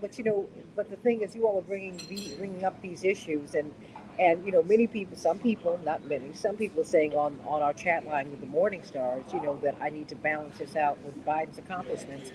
The corporate media are doing that every day. What I'm trying to do is give you as many views. I have never ever diminished or slammed President Biden. I have exposed his record, his past record, his opposition to busing, his promotion of Clarence Thomas, his his uh, his diminishing of Anita Hill, and on and on. I have done that, and she has wanted an apology from him, and all of that. I have done that, but I've also put him in the context of reacting to your votes that got him in office and him doing some of the things that we needed him to do, not all. We still need justice in policing. We need that executive order. We still need the voting rights to be protected. So if he wants to get back in 2024, if Dr. West, if we want to vote for him in 2024, we can be guaranteed that we'll have access to the polls. So I'm doing my part, all of it. That having been said, I want to know from you, really, I just hear this all the time, and I am not doing any talking points for anybody. My obligation here is to be a steward of the airwaves, which are supposed to be open and free for you, and they are not. What I'm doing to you is doing for you. I'm trying to serve you and bring you the voices who, quite frankly, speak for you and speak to your issues more closely than the Republicans and the Democrats do. I'm putting it right there. Do not look back in history at Reverend Jackson's campaigns and think that the Democrats helped him. No, he helped the Democrats. And they fought him every step of the way. They were so insulting to us in 1984, Dr. West, that when you walk out on the stage with, and you wave and you smile, and they have all the candidates walking out on stage. You know what my mother did? She refused to go out there, Dr. West. So my father turned to my brother Jesse, Johnny, and I, because we were old enough, and he understood. He didn't push back on his wife because we had been so insulted and we had been treated so horribly. But my father said, "I'm trying to do something for our people because we're not even in the game." And he looked at my brothers and I, and he said, "Please don't let Daddy go out there by himself." And he had tears in his eyes. And I'm never torn between my parents. I said, "I'm gonna go with you, Daddy," because I couldn't bear him going out on that stage by himself. When I tell you that we have absorbed insult after insult, even as late as 2020, Reverend did not, well, 2016, that's when you had the in-person convention. Reverend never physically had a seat at the convention. And the people who run the party are the people he put in. But that's okay, because he kept on going, because he said, "I'm carrying, this is not about me." And that's what Dr. West is doing. He's saying he has a very comfortable life, y'all. He doesn't have to do this. And the and and Dr. West, I just have to say this to you because you don't have to do this. You can keep on going about your business, but yet you have chosen to take this stance that has the corporate media digging into your life, trying to make you uncomfortable, trying to make people think less of you than we do. Why are you doing it? Why? No, it's all about the calling. It's all about the calling. The Lord put me here to do certain things before I leave, and I'm committed to do it. I made a covenant 63 years ago, and I intend to be faithful unto death. And I know the difference between making it and keeping the faith. That wonderful distinction that the great James Baldwin makes in his essay for Lorraine Hansberry called Sweet Lorraine. Lorraine never was tied to making it. She was trying to keep the faith, and by keeping the faith, he meant being true to the greatness of the people who through blood, sweat, and tears helped you become who you are. But all the scars and wounds and bruises they went through to transfer to you those magnificent gifts of love and integrity and courage by example.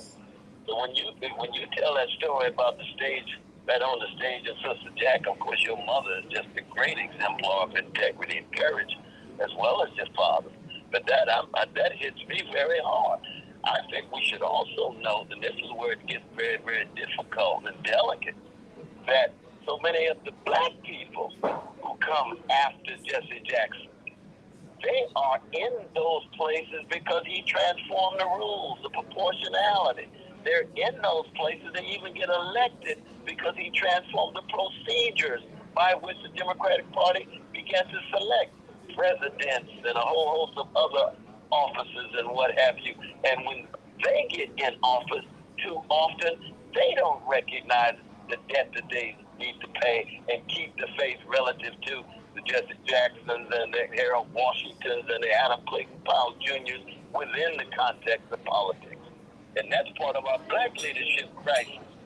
You see, we got too many black leaders on the gravy train, and they've given up on the love train for the most part.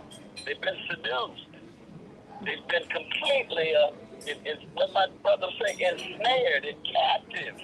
And I don't say this to trash them, but it's their conformity. It's their complacency that in the end makes them look cowardly. But isn't that at the heart of, I mean, because you were not attacking Ta-Nehisi Coates and this excitement that we had. I promoted his voice. We had the same literary agent. I supported him, and even the literary agent taking him in. But when our dear sister Toni Morrison said he's the James Baldwin, I said, no, he's Tahiti Coates. He's not James Baldwin. We got to keep this thing straight here. Somebody starts blowing the horn and somebody call him Coltrane, that's the last thing you need to do. They're going to have a nervous breakdown. They're not Coltrane. Somebody starts singing, you Mahalia Jackson. No, that's Mahalia. Your name is Mary. Your name is Shatiqua. You recognize you got your own voice. Santita, when you were traveling with Roberta Flack, right? Oh, absolutely. Her voice, you got your voice. Your voice is strong. It's beautiful. So Roberta got her voice, but people don't need to be telling you, well, Santita's really Roberta. No, she's Santita. She's the child of Jesse and Jacqueline. Come on, y'all. Let's just be truthful about this. And she got power in her voice. Coach got power in his voice, but he doesn't need to be James Baldwin. But we have power in our stories. My question for you is, I mean, and this is something Dr. Mark Lamont Hill asked, and Charlemagne the God asked, during 2000, I guess after the Obama presidency was over. Do not black people, indigenous people, the Latino population, who are really Spanish-speaking indigenous people who have exponentially, whose problems, and even poor white folks, whose problems are amplified relative to the 1%. Do they not need targeted solutions? I mean, Institute for Policy Studies showed that it's going to take 513 years for black people to achieve economic equality, not equity, equality in America. We don't have 513 years, Dr. West. And no one's talking about that. That is true. Good God Almighty. But you know, when you were talking about Biden and your key commitment to a robust and uninhibited conversation that access the best and the worst, and I thoroughly support you in that regard. Biden is to be given credit for cutting child poverty 50%. I'd be the first one, when people do something right, I'm the first one to say it. And you're the first one to say it too. You just want dialogue. You want the best and the worst. And what happened though? Once the law expired, what do we get with the last child poverty report? And you can imagine Marion Wright Edelman, very much like Jesse, one of those who come out of Martin's movement, right? What happens when the law expires? Child poverty doubles again. It doubles right back again. And you say, well, wait a minute, I thought this was a commitment. No, it was just a temporary, transitional policy. Why not make it permanent? Oh, I see. Because poverty is not a priority. It is number 21. It's the war that are number one. It's Wall Street that's number two. It's the corporate elite that's number three. Oh, I see. We see this with the UAW, with the strike taking place. We saw it with Biden with the railroad strikers. You say you're pro-union, but right when they need you, you pull back because you don't want the big three companies to get too upset because they're giving you millions and millions of dollars in your campaign. Well, some of us are free. We don't have to worry about the money. We got morality. We got spirituality. We might be broke with the Ten Commandments financially, but we're free to speak our minds when it comes to the suffering of our precious poor and working people of all colors. I want to get about a minute from each, well, maybe a little under a minute from each of our panelists, and then I want to give the balance of the time, Dwight McKee, to Dr. West, because I've invited him to come back. Not just invited, he's hungry. And I make no apologies for that, everybody, none. I want him to come back because we have got to do a reset, Dr. Gibbs, on this conversation. We have to normalize the discussion about poverty. We have to normalize the discussion about peace, not just war. We have to reset the baseline. Dr. Gibbs, your thoughts today. I think one of the things about the Cornel West candidacy that excites me, in addition to the anti-militarism aspect, raised the possibility that in the beginning of the working class politics in the United States, something we haven't really had in this country since the 40s. There have been attempts in the past. Bernie Sanders has tried it. Reverend Jesse Jackson had tried it with success up to a point. But we never really established a real permanent working class party in this country. To the extent they've had left politics, it's been mostly upper middle class educated people, maybe people like myself. But we need is a working class presence in American politics. And I think that Cornel West's vision raises the possibility of creating that space. And I find it a very exciting prospect. And I wish him the best of success in trying to achieve that objective. Thank you so much, my dear brother. Attorney Mark Fancher.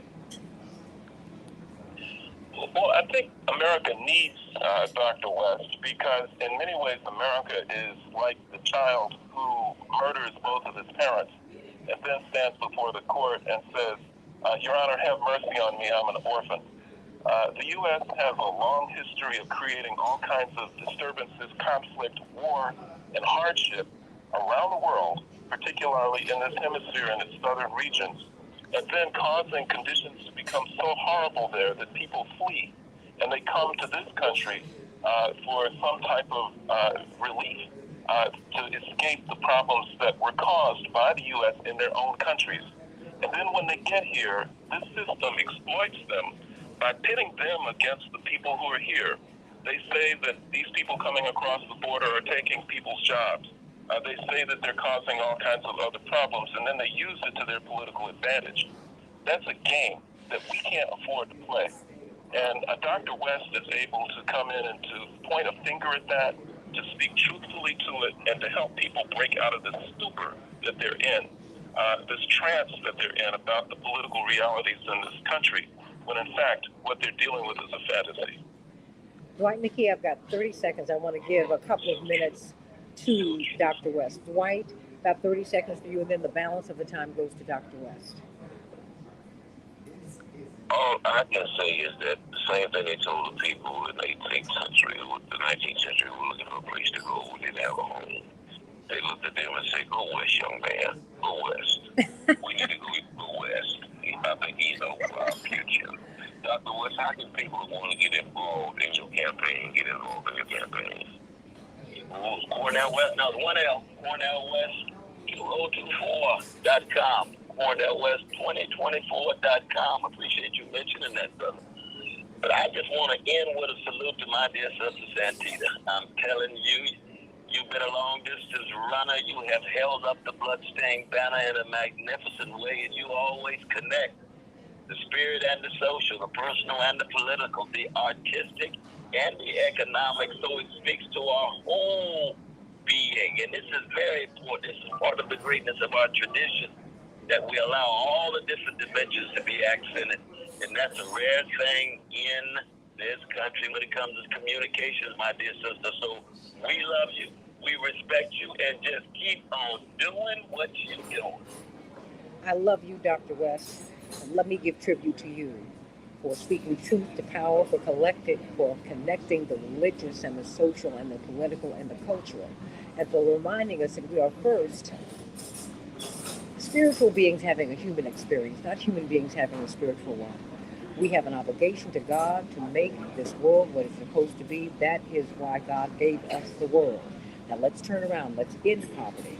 Let's end war. Let's actively fight for peace. That is what Dr. West is talking about. It is not an impossibility. This dream is possible. This dream can be reality. But you're the one who has to make that happen. So go to Cornell West 2024 and go on and get involved. I'm not telling you what to do. I'm telling you, though, your aspirations, wow. Today, I'll tell you what, give this to you very quickly. Dr. Bill Cosby endorsed Reverend in 84 and 88. And on the most popular television show in the history of television, Dr. West, he sat on his set in 1988 and endorsed Reverend, which was so powerful. That was the most powerful show we'd ever seen, Dr. West, right? And he said, you have an opportunity. Oh, yes. He said, now you have an opportunity to vote your home, your hopes, and not your fears. You can actually vote for someone you really, really want to vote for, someone who really wants to speak to you. He said, so go on and get out there and vote for Jesse Jackson. I'm saying to you, this is someone who's speaking to your needs, to your desires, to your hopes, to your dreams. He is not playing upon your fears. That's Dr. Cornell West. Get out there, get involved, and make the dream real, everybody. I love you, Dr. Cornell West, and thank you for your courage. Thank you for your powerful witness. God bless you. See you on Keep Hope Alive on Sunday. In the meantime, go Cornell West, as Dr. G said, go west, young man. Go west, young woman. I love you. God bless.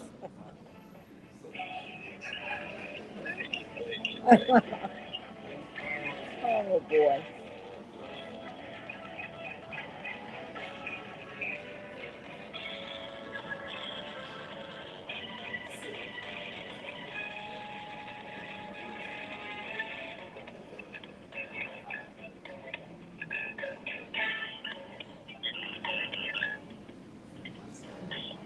Is there anything that has been left unsaid, Dwight McKee, Dr. Gibbs, Attorney Mark Fancher? Dwight, what would you like to say before we let Dr. West go? You know, I hate to let him go. I love him so much. I just want to thank you for your time, Dr. West, and your commitment to us as a people over the years, your consistency. And I want to thank Santita for her courage to put you on her show at a time when things were really like that. And I want to thank the panel for that intelligence and insight. I thought it was a fantastic show. Thank you again, Dr. West, for coming in. Dr. Gibbs? I thank you. Dr. Gibbs, you still there? You might have had to go teach. Attorney Mark Fancher, your thoughts? Oh yeah, no. I just also want to thank both of you. Thank Dr. West. Thank you, Santita.